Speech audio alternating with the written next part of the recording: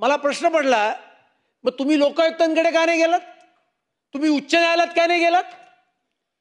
त्या ठिकाणी तुमच्याकडे कुठलेही पुरावे नसल्यामुळे ना लोकायुक्तांकडे जाण्याचं धाडस तुमच्यात होतं, ना उच्च न्यायालयात जाण्याचं धाडस होतं, ना साधं प्रश्न लावण्याचं पण भान तुम्हाला नव्हतं.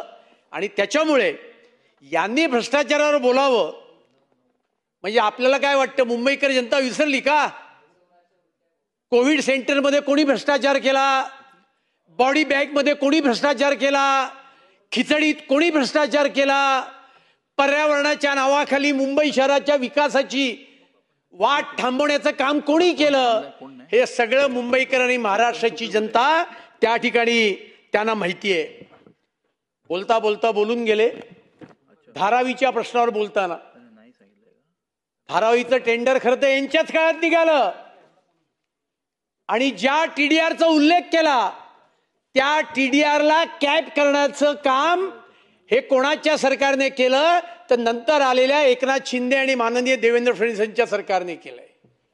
तुम्ही काढलेल्या टेंडरमध्ये त्या ठिकाणी टीडीआरला कॅपच नव्हती. रेल्वेची जमीन दिली. सन्माननीय एक सदस्य आता गेले, ते गृहनिर्माण मंत्री असताना त्यांनी या सदनात सांगितलंय की माननीय देवेंद्रजींना सांगितलं, मी तुमच्या नेतृत्वाखाली येतो दिल्लीमध्ये, पण रेल्वेची जमीन धारावीच्या प्रोजेक्ट करता द्या. हे तेच लोक सांगत होते अध्यक्ष महोदय. पण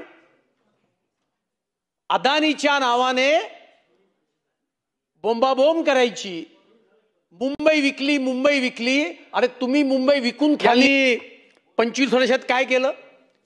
2021-22ला मालाडला कुरारमध्ये एक कार्यक्रम झाला. कार्यक्रमाचं नाव काय होतं? मागेल त्याला पाणी. म्हणजे 25 वर्ष सत्तेत राहिल्यानंतर धोरण काय?